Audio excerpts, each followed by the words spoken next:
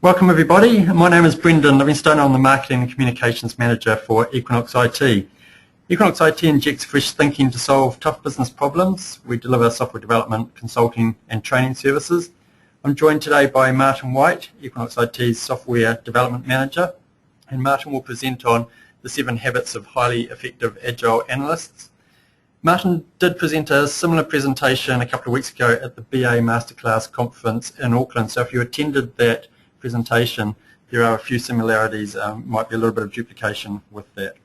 If you have any questions as you go, please enter these in the questions box, and that's on the console you've got on the right hand side there. We'll have a Q&A at the end, and we can look to answer those questions. Also during that Q&A, if you do have a microphone available at your end, you can raise your hand, and there should be a virtual hand again in your right hand console where you can click on that, and during the Q&A I can unmute you and you can ask your question.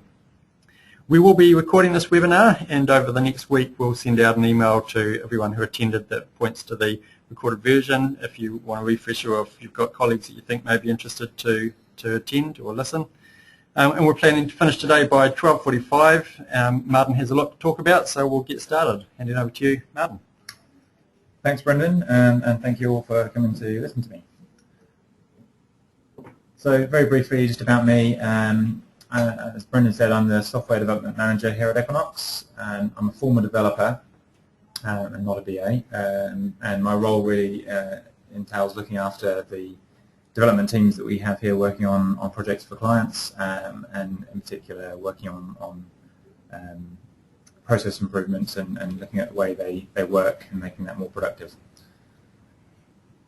I didn't set out to be Agile. It wasn't imposed on me as a program we were going to suddenly start following or anything like that. It just kind of crept up on me as a series of things that I started doing, or practices that I started following, and then one day I kind of opened my eyes and realized that what I was doing was actually called Agile. So if you've been through that kind of experience, or conversely, if you have had it kind of imposed upon you and it's been unnatural and difficult, then I may have felt similar pain, so I sympathise. I'm very much not a soapbox kind of agilist. I'm not preachy about it. I don't insist that you do things certain ways. I'm just going to present to you some practices that I've observed work well in reality in real software development projects. And if you can find ways to apply those to your context, then great. And as I said, I'm also not a BA. However, my wife is, and I did get her to read through this, and she didn't have too many comments. She did have one comment, which I'll come to a bit later, and the rest of her comments I just ignored. So, since we're doing an Agile-related presentation, I thought rather than an agenda, we'd have a sprint backlog. Now, sprint backlog is a term from Scrum, if you haven't come across that before, but that's just a title for a slide. It doesn't mean that this presentation is Scrum-oriented by any means. The concepts in this presentation could be used with any process that is Agile, and in fact, probably in most cases with Waterfall or anything else. So the agenda, or the backlog, is we're very briefly going to define what Agile is, just so that we all have the same understanding about that. We're going to talk about what non-Agile BAs do and what Agile BAs do, compare the two, and then most of the time will be spent on going through the characteristics, or the 7 habits of the Agile BA.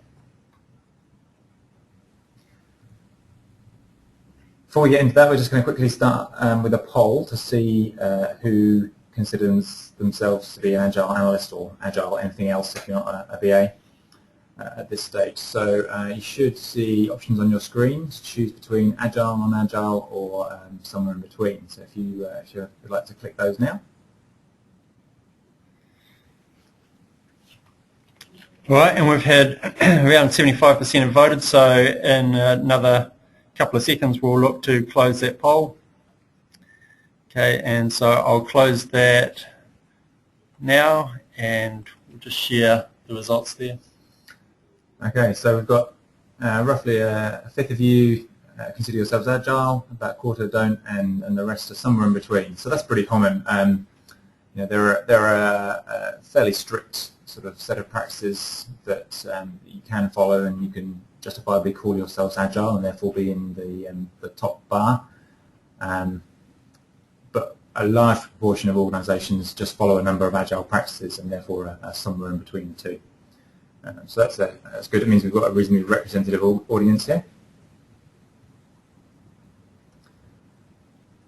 Okay, and then so just to make that actually make sense, what do those who consider themselves Agile really mean? Does Agile mean Scrum to you? Is it just a collection of practices that are Agile in nature? Does it mean that you don't need documentation or plans, or is it a philosophy? So again, just give you a few seconds to vote on your thoughts on that.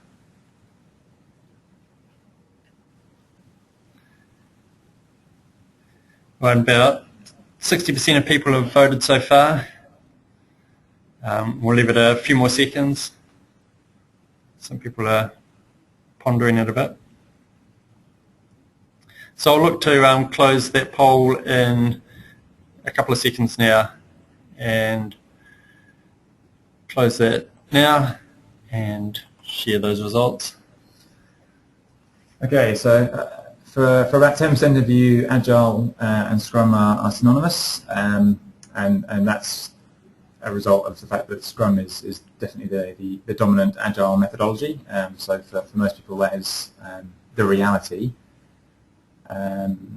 Many people, especially if you're not doing Agile, or if you have a lot of experience at Agile and can see the reality of it, do see Agile as a collection of practices. And nobody thinks it means you don't need documentation or plans, so that's good. That's that myth busted.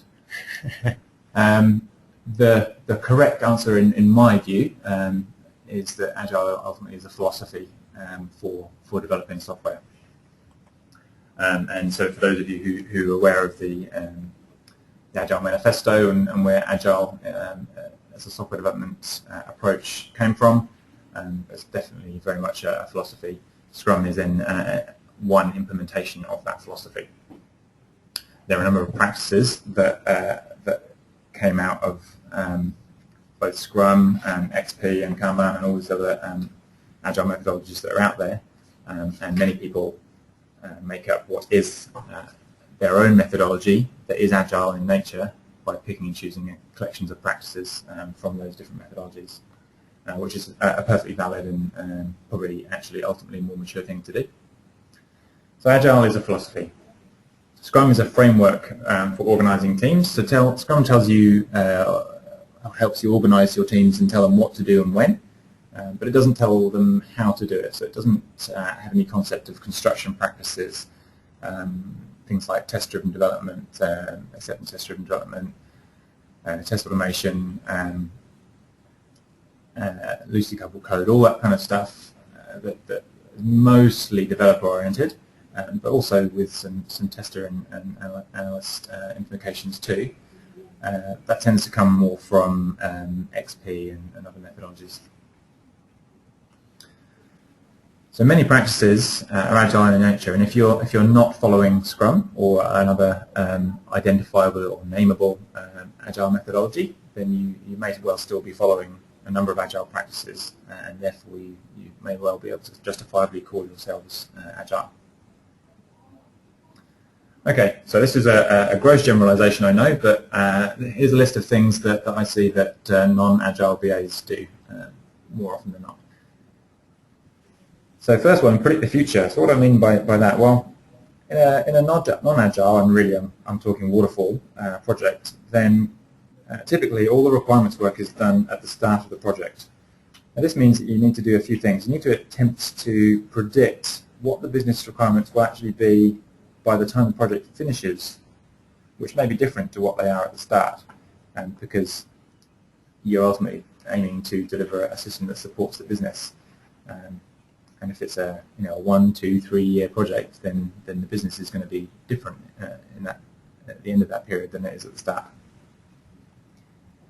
You also need to try and anticipate as many as possible of the questions that developers and testers will have when they come to implement and test their requirements. And you need to figure out how the system is going to fit together before you actually get the chance to see how it's implemented. So the development of one part of the system may affect the development of another part, but you can't know that at the time that you're writing the requirements. So you need to try and predict that ahead of time. The second point, elicit requirements. Of course, that's the key skill of your role. Write specifications, and these specifications might be in any of many different forms: use cases, user stories, functional specs. Many people use their own sort of specification template, whatever it might be. You're a communication conduit, really, between the client or the stakeholder and the development team. And testing, the last bullet point there, is the one that my wife picked up on as being something that she didn't think was something that she did. And so really by testing, I'm talking there about not so much hardcore system testing, but that my observation is that BAs usually end up getting involved in some sort of acceptance test activity, either as planning or informal sort of pre-UAT, to check that the necessary business value or the required business value has been delivered by the functionality that's developed. And that's simply because having been the person or the people closest to the stakeholders, you've elicited and written the requirements, so you have the best ability to understand whether or not that business value is being delivered by the developed software. And this, for me anyway, this is the ultimate test of how effective you are as a BA. And so what about Agile ones? Well, broadly, the same. I think with the key difference of not having to do so much of predicting the future. Instead of predicting the future, Agile is much more about responding to change. But largely, the other activities might be in a different form, but they're the same basic activities. So let's just compare those on a timeline. So if we just summarize those as these little boxes and plot them on a timeline according to the duration of the project, you'll see the non-Agile timings at the top in blue and the Agile ones at the bottom in orange. You can see that most of the activities in non-Agile are front-loaded, so they happen at the start of the project, with the main exception of communication. Whereas in Agile, all activities are distributed throughout the project. So really what I'm just trying to say here is that, particularly if you're someone who's not an Agile BA and you're confronted with the prospect of having to become one, don't be scared, essentially. It's not fundamentally different in terms of activities that you do. It's just a case of when you do them and how you break them down.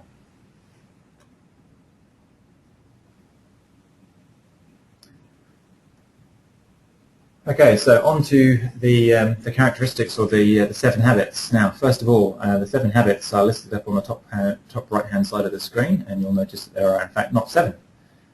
There are only 5, and that's because I made a fundamental mistake in over-specifying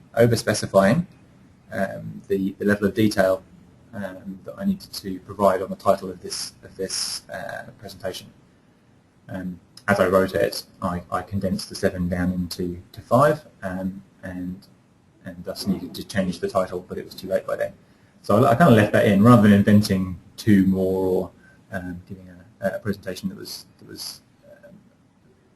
too long. Then I thought I'd leave it in as just a little indicator of a kind of way that a thing you want to avoid doing is tying yourselves down or restricting yourself to not being able to respond to change that comes up during the project. Okay, so the characteristics. The first one is about creating the vision or the context for the team. So what does this mean? Well, it really means that you need to focus the team on the right thing, which is ultimately business value. And by team, I'm really talking about the implementation part of the team. So that's the development team primarily. Maybe database and such roles as well. That team can find it easy to be disconnected from the business and the business value by levels of separation, which might be documents, might be people, might be just literally not being able to see the people that represent the business, not be able to meet them and talk to them. And so they can find themselves just working to a document, a spec, or some other representation of what that business value is. But really, you want them to understand and be able to respond to what the business actually needs to achieve with the software. So finding opportunities to get them in the same room, allow them to get feedback on the work they've done, allow them to give feedback on the requirements as they're being elaborated so that they can clarify ambiguities, etc. Making sure that the business value of a unit of work is recorded along with that unit of work. So, for example, if you're managing work as user stories or as use cases, then having a place in your process to record the business value alongside that unit of work is really valuable. And why is this so important? Well, if you go on to the next slide, organisations are typically organised as follows. So they have an organisational structure that looks like this. So it looks hierarchical. And so several teams work on any given piece of work. So as a piece of work comes in from the left-hand side, the first team does some work on it. Maybe has to communicate with somebody further up the hierarchy, and then it has to move on to the next team, etc. But this means that a single piece of work has to cross lots and lots of team boundaries to get done. So you have lots of handovers, you have lots of potential for miscommunication. It also means that the people managing those teams aren't necessarily managing business value. What they're really managing is the productivity or the efficiency of their teams, the utilization of their teams, and making sure that they're busy and doing work to a schedule. So what we're really doing is managing in one direction, even though the value that we're trying to deliver flows a different way. So if you can manage to reorganize your organizational structure so that that's not the case and that value is what is managed rather than people, then that's the ultimate nirvana, if you like. In most cases, that's not a realistic prospect, and so as a BA, you have an opportunity to, at the very least, lift business value up in people's minds as something they should be focusing on.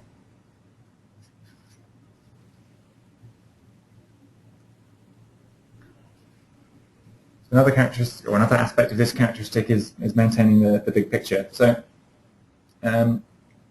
when work's broken down into smaller and smaller units, which Scrum and Kanban in particular certainly encourage in order to be able to deliver something potentially shippable, it needs to be, in a short period of time, it needs to be a small unit of work. If you do that to a large degree, you can easily find that you end up blindly implementing minute pieces of functionality without really understanding the context as to how they fit together to deliver some actual business value. So it's very important that as the BA you find the right balance between breaking things down into small chunks that can be validated easily and maintaining the context for the team so that they know what they're trying to achieve with that functionality. So you've got to organise the work into the right size chunks, you've got to maintain traceability between those chunks, and make sure that the team can see that they are progressing towards the overall vision for the piece of work.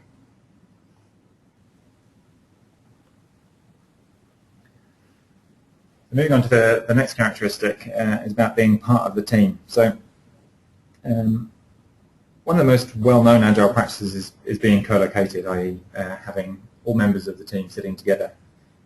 And while developers and testers are usually located together on any teams, Agile or otherwise, I see that BAs tend to have a slightly higher likelihood of being located separately. I think it's good to try and locate yourselves as close as possible to the development teams if you can. to facilitate cross-communication. Even more importantly, that though is actually being part of the sprint or the iteration. So if for those of you who aren't familiar with Scrum, it consists of working in usually 2-week iterations called sprints. And what you quite often find is that BAs will be running a sprint ahead of the actual development team. So what does that look like? Well, this screen hopefully demonstrates that more clearly. So if you've got this kind of scenario where testers are actually working on the first group of changes, i.e. the work that was coded in the last sprint. Developers are working on a different group of changes, and BAs proceeding then in the process are actually a sprint ahead on units of work 7, 8 and 9, which is the work that's to be programmed or coded in the next sprint. Now what you're essentially doing there is kind of a cascaded version of waterfall. It's not agile, it's still waterfall. That's because at the end of a sprint, what you're supposed to be delivering is something that's potentially shippable, which means it needs to be tested and any problems resolved. So at the very least, you need to have developers and testers working on the same user stories within the same sprint. But ideally, I would say that analysts ought to be in there too. Now, there's kind of different levels of elaboration that you need to do with Scrum. In order to be able to estimate and plan out sprints, you need to know enough information about the units of work that you can do that. And so there is this concept of backlog grooming, which is essentially kind of an initial elaboration of high-level requirements into a little bit more detail so that they can be estimated. And so that does need to be done kind of a sprint ahead or maybe even a couple of sprints ahead. But the really detailed elaboration of requirements into fully elaborated specifications that developers can work from, we need to aim to reduce the gap between that activity and the actual development activity.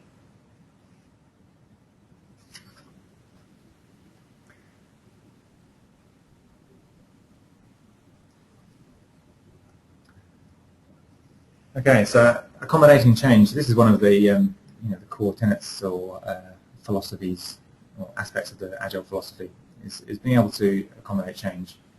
And so this kind of speaks to the last slide as well, where we're trying to minimise the amount of early elaboration that we do of requirements, i.e. defer elaboration of detail to the latest possible time. Because if you do it too far ahead of time, then you'll find that by the time the work gets delivered, A, the requirements may have actually moved on since then, business requirements, and B, having that gap in between elaborating the requirements and implementing them means that we kind of induce extra work. So if you elaborate requirements for high level of detail and the story never gets implemented at all because it gets deprioritized, then that's waste. But even if you still do implement it, but months later rather than a few days later, then you're going to take longer to answer any questions that the developer might have, or add to the requirements as a result of learning that you get from the implementation of what you've already specified. So really, you're still doing the same work or producing the same outcome, but it's taking longer. And that's what we call induced work, and that's waste too. Second point is about creating feedback loops, as many as possible all over your process. So giving your clients or your stakeholders frequent opportunities to give feedback on your understanding of the requirements, giving developers the ability to feedback on the requirements, and the client's ability to feedback on the developed software. Testers need the same opportunity even more often. Have they understood the requirements properly? Are they testing the right things? And so as facilitators and people with a more defined role of a communication conduit, you're in a good position to do this. And finally, if you're getting all this feedback, then you've got to incorporate that somehow. So you've got to have the room and the mechanisms to do that. So if you're working in a contractual situation as a vendor for a client, your contract needs to allow that change to happen. And if you're getting large amounts of feedback, you need to be able to track it. Now, Scrum does have mechanisms for this in terms of the backlog concept, and that's pretty easy at a course level. But if you're getting dozens and dozens of small tweaks or adjustments to develop functionality, then you need something a bit more controlled, a bit more detailed than that.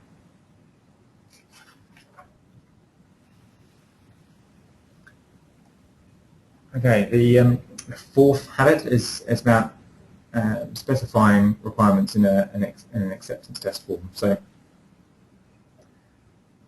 I think I mentioned earlier that your effectiveness as a BA is ultimately measured by how well you're delivering, or your software is delivering business value. That's really your job, the whole team's job is to deliver business value. We talked earlier also about how BAs often get involved in testing, so acceptance testing of the software, because they have that good view of business value.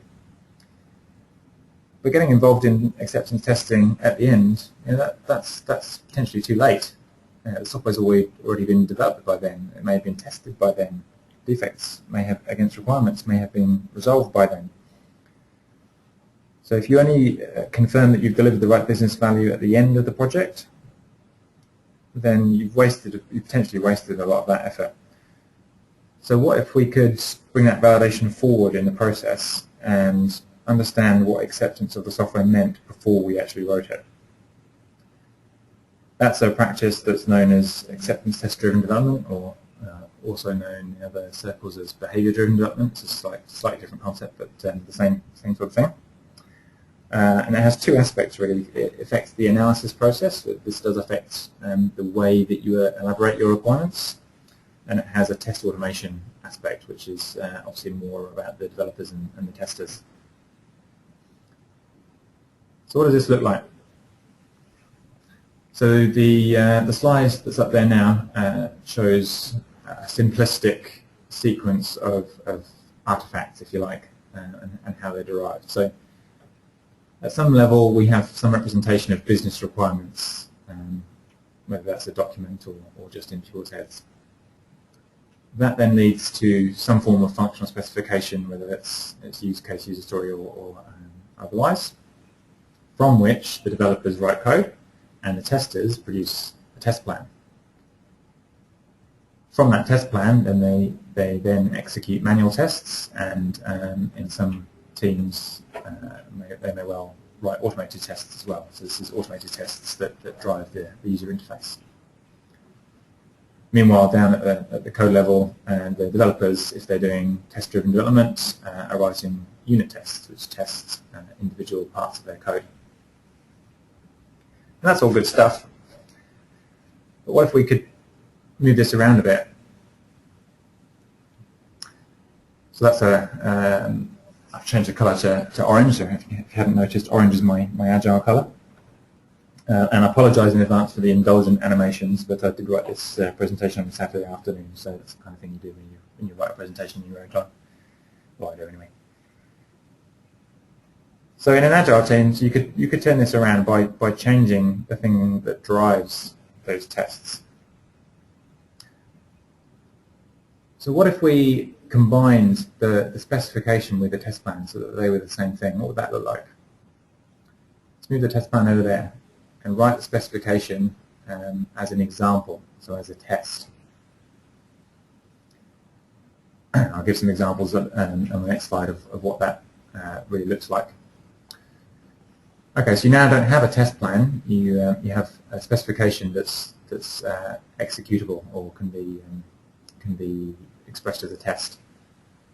So your automated tests are now driven by the thing that is your specification. Your unit tests can also be driven by that, and this is very important. So if your team is following the Agile practice of test-driven development, which is fairly core and common these days, that's great. It really is great. But what standard test-driven development does is validate that code is doing what the developer expects it to do, not that it is doing what the business wants it to do, which is ultimately what you're trying to achieve.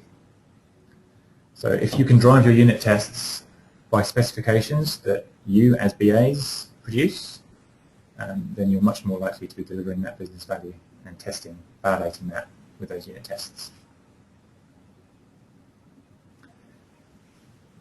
And if you do a high level of automation, both unit test and automated UI tests and anything in between, then your manual tests, A, should be awful lot smaller in number and execution time, and they can be a bit more creative and focused on trying to find those unusual scenarios, and also on validating that we really have delivered the business value. So you're moving manual testing to be less of following a script and executing someone else's test script, to being an intellectual process of validating that we are doing what the business want to do. And one potential risk with this kind of process is that developers kind of lose the context for what they're trying to do, because they're writing code based on tests rather than something more traditional that's got lots of description and things in it. But that's also kind of a good thing. So they still want to do that. So what the developers tend to do is actually get more involved in understanding what the business requirements are. So instead of just implementing what a spec says they have to do, they start wanting to know what the business are actually trying to achieve, so that they can be sure that that's what they're doing. And who wouldn't want that? Okay, so what does this specification by example or acceptance test-driven development process look like in reality? So say you've got a user story like this. So this is for an application that calculates pay for employees that are paid on an hourly basis.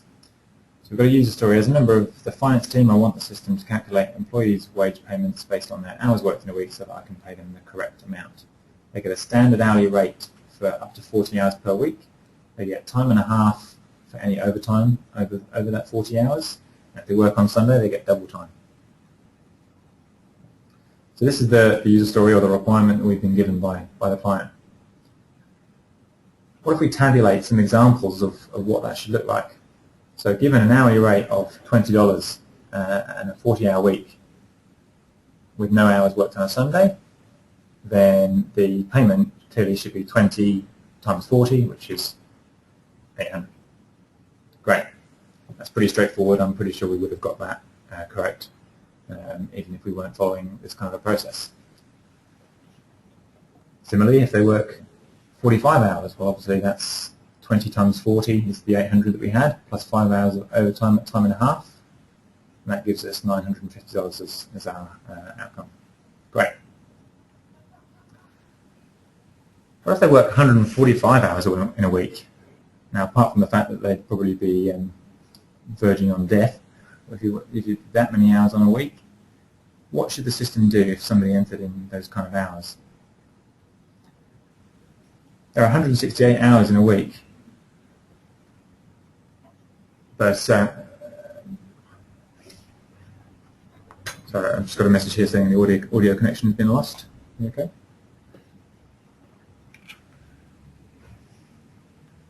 If you can hear me, can someone just type in a question or raise a hand just to indicate that they're okay? Yep. So we're getting it through. So people are saying they can hear us, which Cool. is good, and that screen's come up to date now as well. It's been great. Thank you. Thank you. Okay, so if you work 145 hours in a week, then the system should produce an error. And that's because 24 of those 68 hours that are in a week are on a Sunday. So you can't do more than 144 standard hours. And this is something that a developer may have picked up and handled in their code. And maybe a specific behaviour that you want to happen when this situation occurs, and you want a specific error message to be displayed. Wouldn't it be better to capture it now and tell the developer all the information they need to be able to implement this feature? What if somebody on $20 an hour works no hours? Would you expect no pay? Maybe you would. Actually, let's just say the business had a business rule where they pay you a base rate of $100 a week, regardless of how many hours you do. We wouldn't necessarily catch that. Maybe the business forgot that little subtlety that they have in their business rules. So it's good to, by tabulating lots of scenarios, we can very quickly draw out missing requirements.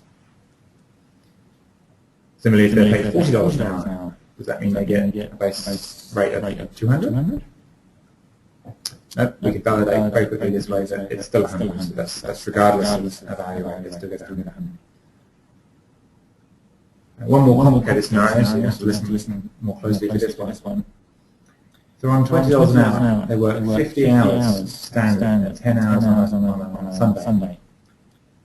So that's 40 hours at standard time is 800. It's another 10 hours at time and a half. And another 10 hours on Sunday at double time. And you think that comes to 1,500. And maybe this is a replacement for an existing system, and the client sits there and types these numbers into their existing system just to check that you've got this right.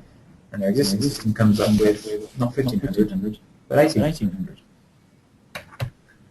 And when you look into it, it turns out that actually if you work a Sunday, you do 10 hours on a Sunday, having already exceeded your 40 hours, you get double time, you also get time and a half, so you effectively get triple time. And that's why the number is only not 1,500. This is the kind of thing that may not have got picked up, even in testing, may have got through to UAT or worse production. So if you can easily tabulate scenarios this way, you can pick up so many ambiguities and missing requirements in a very short space of time. So that's the analysis aspect of using acceptance test-driven development. I'm not going to talk about the test automation side of that. That's much more a conversation for developers and testers or test automation engineers. However, we do have experience of doing that here at Equinox. So if anybody's interested in that, I'd be happy to talk about that at another time.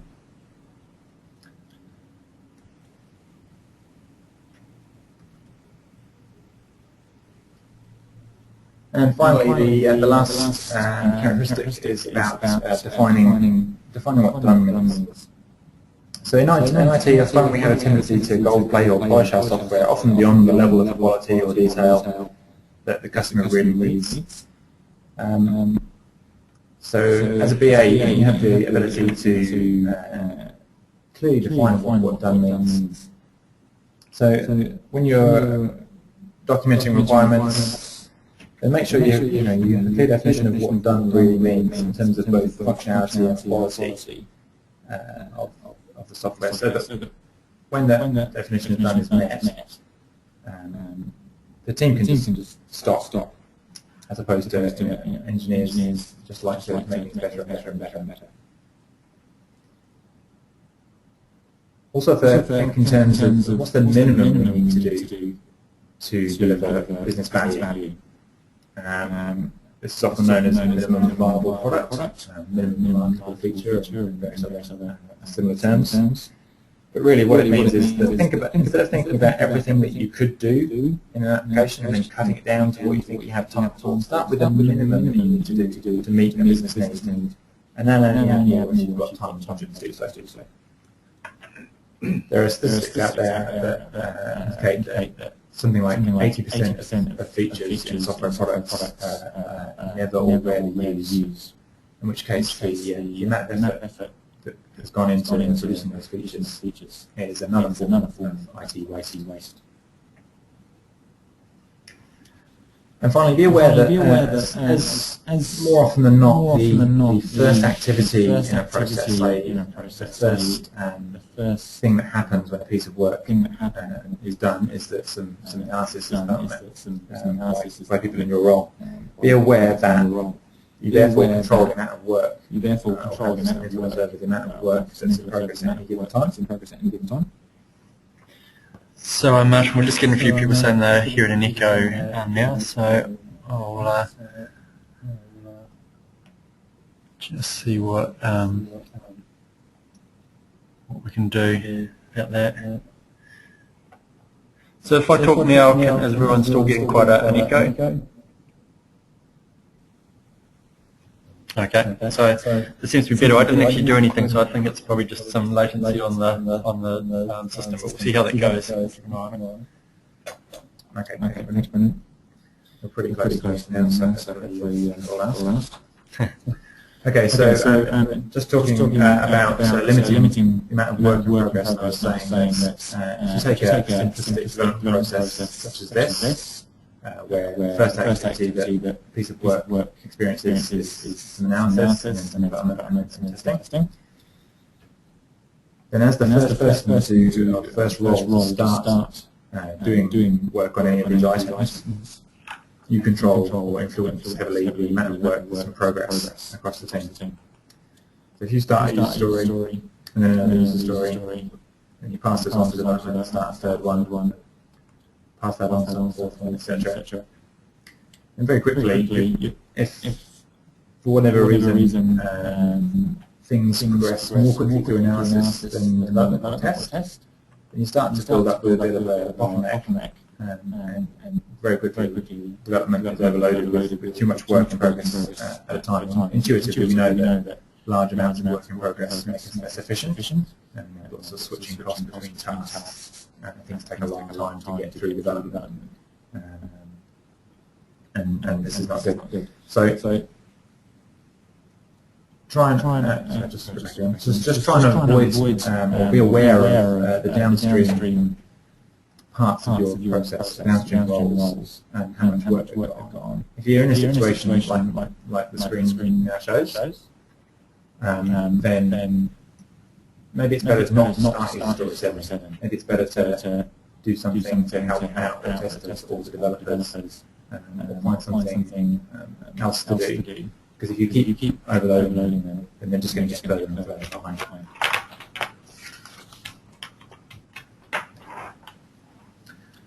Okay, so this was our sprint backlog.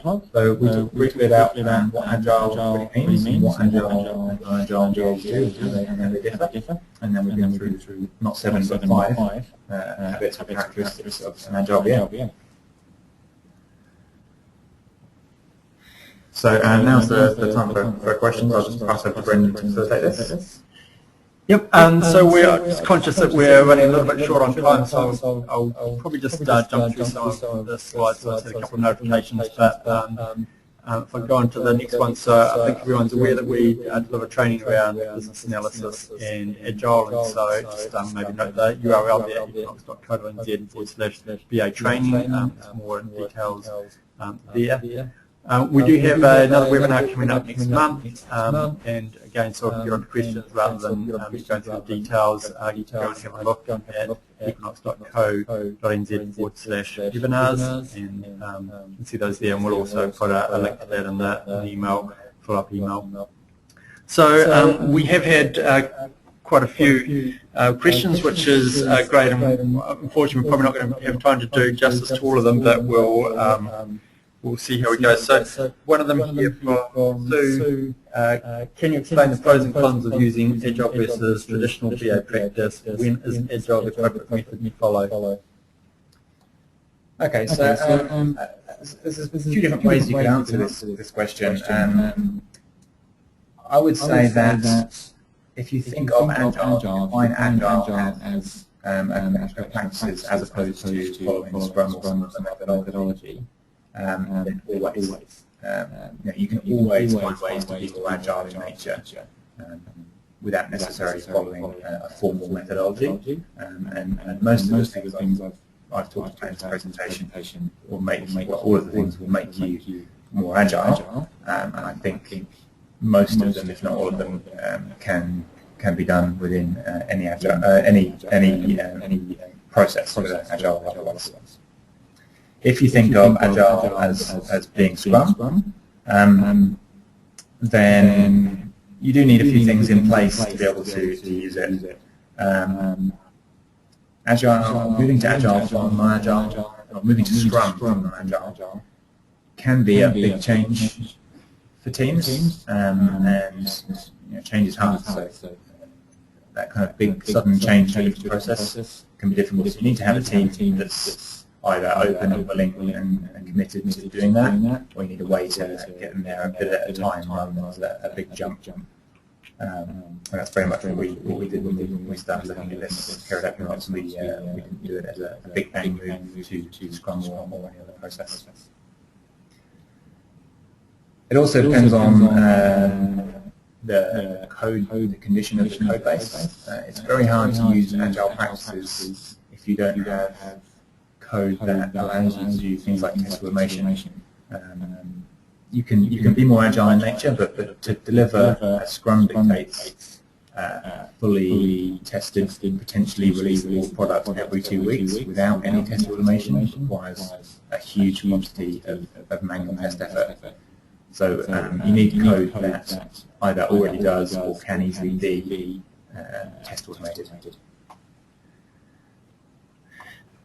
And Sue, so we'll probably miss your second question, but there's something we can come back to you on. Thank you to Andrew, who's been quite active with questions and comments as we've gone, so that's been fantastic. Andrew, I'm probably not going to do justice to all of the points you had, but so I've just picked one of the questions here. So Andrew commented, Marshall, when you were talking about when you had the table process for doing the analysis of the employee calculation, he said, this is why requirements take time to write, and trying to do them in the sprint will result in errors. I don't know whether you wanted to comment on that piece. Okay, so this is why requirements take time to write. Okay, so yes, it is why requirements take time. So there's a balance there between writing all of the requirements and writing a small subset of requirements for a particular feature. So if you broke down that overall employee salary application down into sub-stories or tasks, one of which was the actual calculation that we discussed, then the aim would be to break that down into a sufficiently small piece that it could be done within a sprint. The other consideration is that the tabulated form of expressing scenarios is designed to help you very quickly come up with those requirements. So if you're saying requirements take a long time to write, I'd argue that they could be written more quickly the thoroughness could be achieved in a shorter space of time by using this kind of methodology. And it's not limited to numerical calculations such as I used in the example. Either it can potentially be used for any form of scenario that has variations that you want to validate. So one of the things, as we're talking, we're getting more and more questions, which is fantastic. Obviously, people have got a lot of things that they're interested to understand in this area. So what I'll do is I'll pick one more question, and what we'll do, and a couple of people have commented, it'd be good to get the documented version of these. So what we might then do is write a blog post, put these questions up, put an answer to them on our view of it, and then as part of the follow-up email, then we can point people to that post. So I was just going to pick up one more from Sash here. The project which I am currently working on has adopted the Open UP which will stand for Open Unified Process methodology, with the 4 phases being inception, elaboration, construction, and transition. Is this considered agile on some level? So open up, and those phases are identically named to those in RUP. The Rational Unified Process the term for that is iterative. So it's definitely more. So in your question you said, is this considered agile with an uppercase A?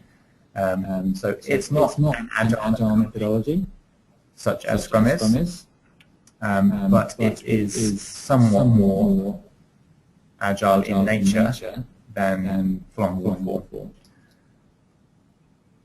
provided that within those phases you're building in feedback opportunities. So what happens typically in that kind of process is that, particularly during construction, that construction period of phases is divided into individual iterations where you construct some of the solution and then get feedback on it. But it's very much less prescriptive about making the results of those iterations to be in a releasable state, i.e. fully tested, and B, to be shared with the client to get their feedback and then be able to incorporate that feedback into the project. So I'd say a little bit more agile than full-on waterfall, but it's definitely not an agile methodology. Okay, and apologies because we are just running a little bit long now, so we'll look to end the webinar now, and as I said, we'll pick up all those questions. There's some great questions asked. It's great to have the level of engagement that we've had, and as I said, we'll put those questions in the blog post, put our answers, and point you to that when we send out the email, but also we'll reference the recorded version of this webinar. So yeah, just mention this webinar has been recorded, so that will be available to you. As you exit today, there is an evaluation form. It'd be great if people could fill that out.